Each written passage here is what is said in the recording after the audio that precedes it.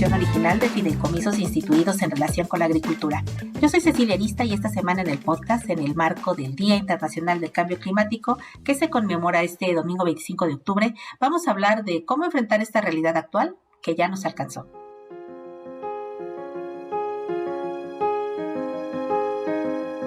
El pasado mes de agosto de 2021, el panel de expertos de la ONU sobre el cambio climático, en su sexto informe, alertó de manera urgente sobre los desastres mundiales que nos esperan de mantenerse esta situación que estamos viendo a diario: olas de calor, inundaciones, sequías, acidificación de las aguas y graves daños y pérdidas que, además de los seres vivos, afectará también las economías de por sí ya muy afectadas en regiones como América Latina y el Caribe, donde la pandemia multiplicó y profundizó la pobreza. José Antonio Ábalos Lozano es doctor en Ciencias Ambientales, miembro y presidente del Consejo Consultivo de Cambio Climático del Estado de San Luis Potosí, México, profesor investigador en la carrera de Agroecología en la Universidad Autónoma de San Luis Potosí y coordinador técnico del Laboratorio de Variabilidad Climática, Teledetección y Evaluación de Riesgos Agrícolas, Pariclim. José Antonio es un gran apasionado de la ciencia ambiental y la gestión de los riesgos ambientales, y sobre el tema del cambio climático piensa que el primer round en la lucha contra el cambio climático es entender el problema para adaptarnos a él rápidamente. José Antonio, tenemos más de 5 siglos donde hemos venido tratando con gran irresponsabilidad la explotación de nuestros recursos naturales, y aunque me atrevo a decir que prácticamente todos conocemos lo que está provocando esto en nuestros ecosistemas, la verdad es que yo creo que no entendemos todavía qué es y lo que está pasando con los cambios de temperatura en el planeta. ¿Cómo entendemos lo que representa el cambio climático y qué datos nos puedes compartir para dimensionar el impacto de lo que estamos enfrentando? Primeramente quiero agradecerles por la invitación. Es un honor para mí participar con ustedes en este esfuerzo común, nacional, para intentar enfrentar un problema que evidentemente nos amenaza. Primeramente quisiera señalar que el problema del cambio climático no es un problema unidimensional. El cambio climático solo es una arista de una crisis socioambiental que se manifiesta de diferentes formas. En 2009, Nature publicó un artículo y ahí analizaron 9 diferentes procesos que se están dando en la biosfera, a los que es necesario observar con atención para construir espacios seguros para la sociedad humana. Uno de ellos es el cambio climático, solo uno de ellos. Hay otros que deben ser tomados en consideración y que bajo determinadas circunstancias pudieran ser incluso más importantes que el cambio climático en sus efectos sobre nuestra vida.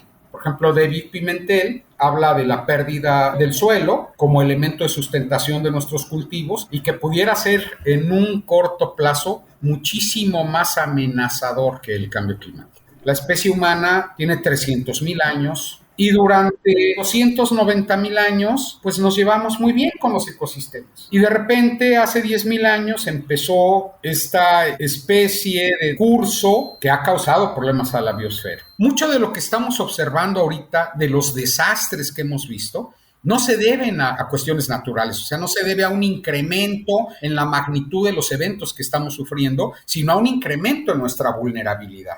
Ahora los efectos de los huracanes han venido creciendo, claro, porque ahora tenemos muchísima más infraestructura colocada en zonas donde no deberíamos haberla colocado. Yo recuerdo, por ejemplo, unos trabajos para los que fui contratado en el sexenio pasado por el gobierno de Quintana Roo, y pues para construir estaban destruyendo los manglares, que siempre ha sido un elemento que aumenta la resiliencia y la resistencia de los ecosistemas ante este tipo de eventos. ¿Qué tan natural es cambiar las condiciones de un ecosistema, sustituirlas por infraestructura humana y luego llorar porque se están incrementando los desastres y los llamamos naturales porque es la coartada perfecta? Ahora, José Antonio, un aspecto primordial, además de los desastres naturales, es cómo afecta el cambio climático la producción mundial de alimentos y cómo nos afecta esto en México. ¿Qué nos puedes compartir en ese aspecto? Es una excelente pregunta, gracias por hacerla. De si el cambio climático hasta ahora ha afectado la agricultura o la ganadería, la respuesta es no. No observamos una señal de afectación crónica del cambio climático, porque se supone que el cambio climático debería afectarnos crónicamente, que lo que deberíamos estar observando es una disminución en la producción y el rendimiento de nuestros cultivos básicos, ¿correcto? Vamos a hablar de datos. En 2018 en México se sembraron alrededor de 21 millones de hectáreas. En los últimos 36 años, la superficie sembrada en México ha permanecido constante en alrededor de 20 millones de hectáreas, datos del gobierno federal, Conavio 2009. Mientras que la superficie sembrada per cápita por cabeza ha disminuido, claro, porque la población ha aumentado. En el mismo periodo de tiempo, el volumen de producción agrícola aumentó de 100 millones de toneladas a 276, casi 277 millones de toneladas, lo que representa un incremento del 174%. Como no ha aumentado la superficie agrícola, pues esto se debe exclusivamente a la variación en el rendimiento de nuestros cultivos. La población de México pasó de 66,8 millones en 1980 a 126, ¿sí? En el 2020, lo que representa un incremento del 88%.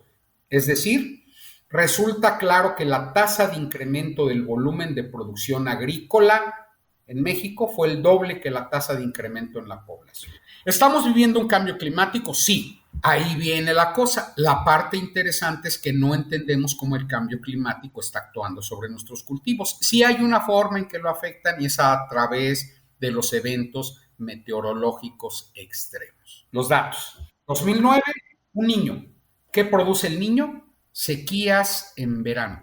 2010, un año con lluvias abajo de lo normal, pero casi en lo normal. 2011, heladas y sequías.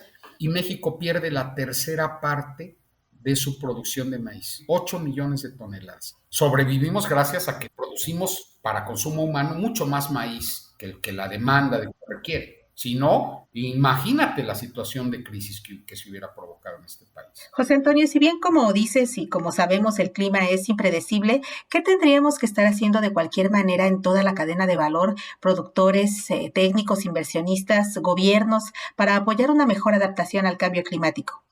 Ya tenemos encima el cambio climático. Se acabaron los tiempos de normalidad. Ahora, ¿quién sabe qué va a pasar? ¿Qué sigue? Necesariamente la adaptación. Esto no significa que debamos seguir mandando porquerías y pues está como el que tiene enfisema y sigue fumando ahí 5 cajetillas al día. Yo no quiero decir que no se deba mitigar, pero ahorita la tarea urgente, la tarea pendiente es la adaptación, Cecilia. En la agricultura, que es nuestro tema, ¿qué se tiene que hacer? Pues mira, algo estamos haciendo bien, Cecilia, porque nuestros rendimientos y nuestra producción, cuando menos en el cultivo bandera de México, que es el maíz, no han dejado de crecer.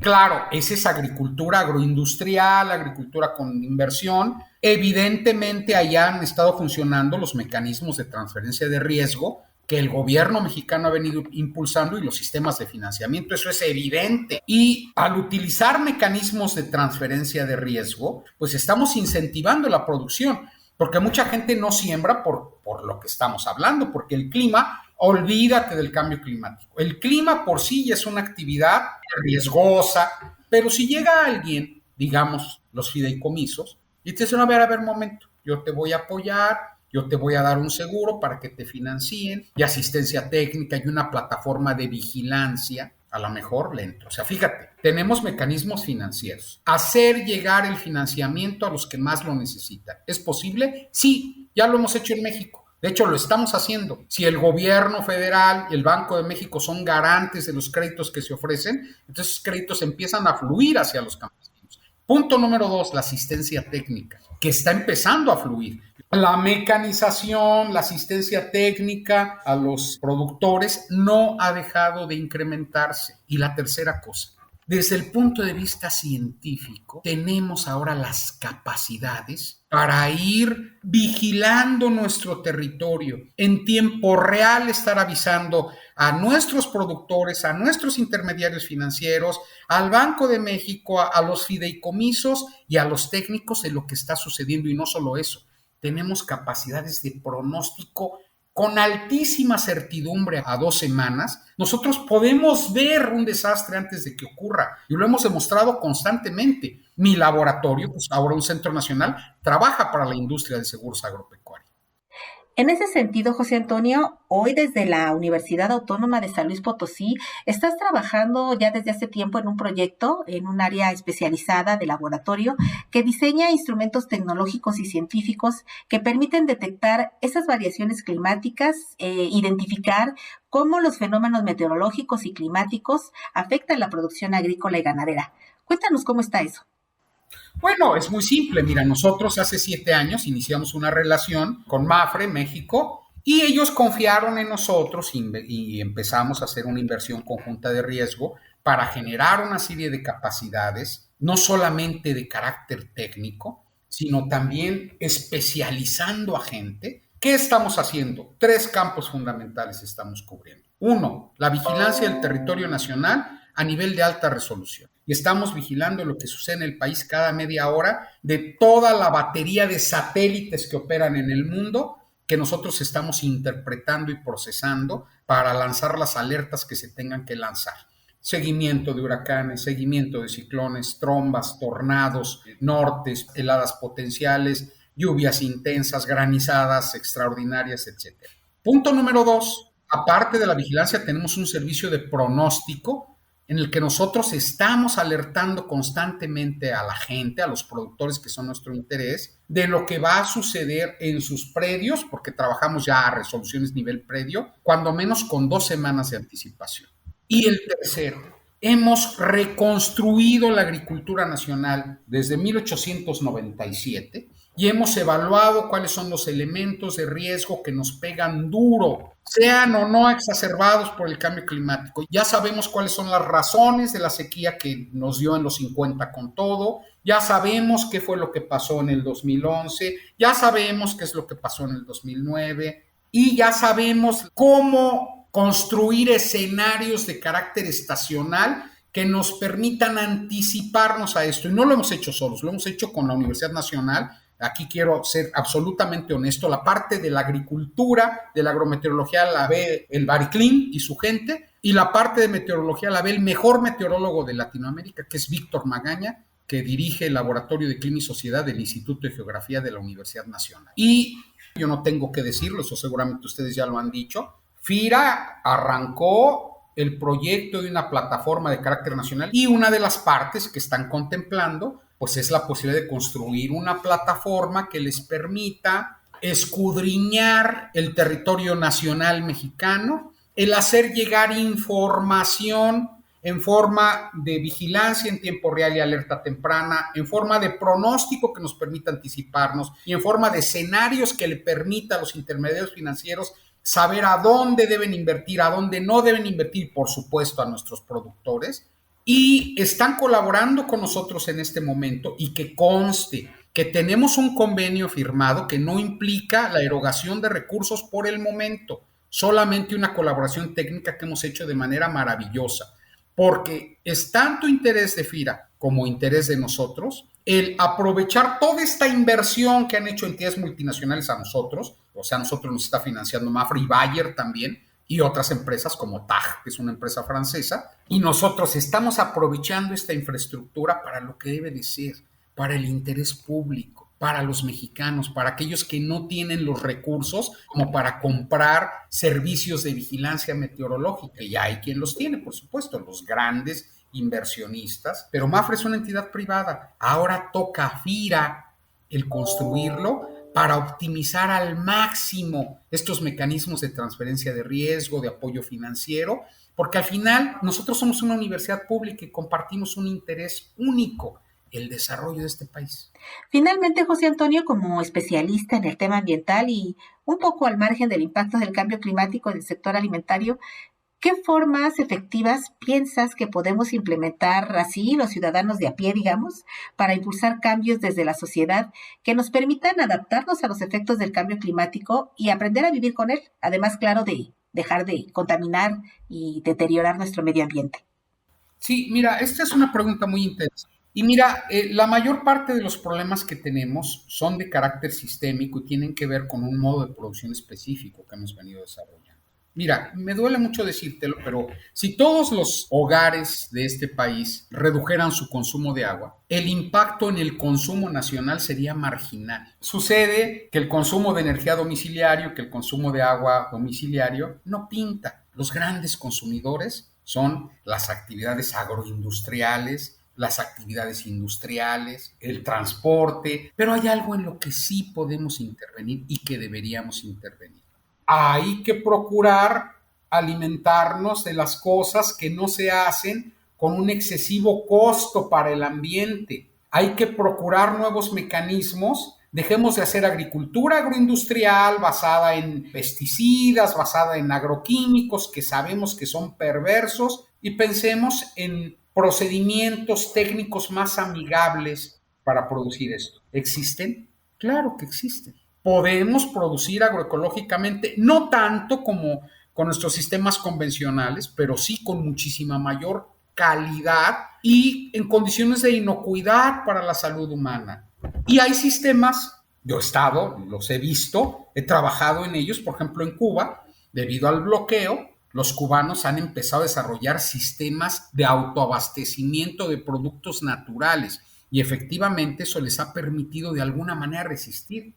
Es increíble lo que los cubanos en las zonas urbanas producen en media hectárea de tierra, en sistemas verticales, perfectamente saludables, sin insecticidas, sin acaricidas, sin agroquímicos. Mira, déjame decirte una cosa.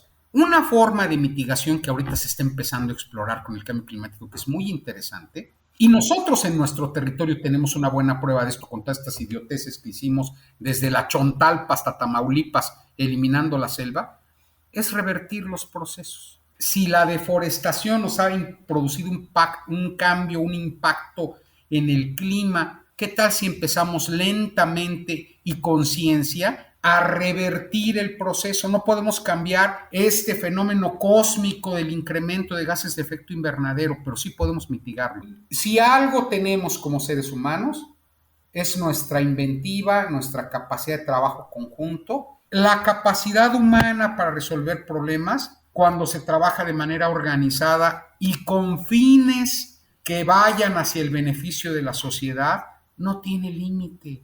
Hay que enfrentar los problemas con seguridad de que los podemos resolver. Lo hemos hecho ya, muchas veces. Doctor José Antonio Ábalos Lozano, miembro y presidente del Consejo Consultivo de Cambio Climático del Estado de San Luis Potosí, pues fue un gusto enorme platicar contigo. Muchísimas gracias por compartirnos tu experiencia y conocimientos sobre este tema. No, al contrario, el gusto fue mío. Silvia. Y como cada semana te invitamos a que compartas ampliamente este podcast en tus redes sociales para hacerle llegar esta información a quien pueda serle de utilidad. Se despide de ustedes Cecilia Vista y en la producción Axel Escutia, y te esperamos la próxima semana con otra conversación aquí en el podcast de Pira.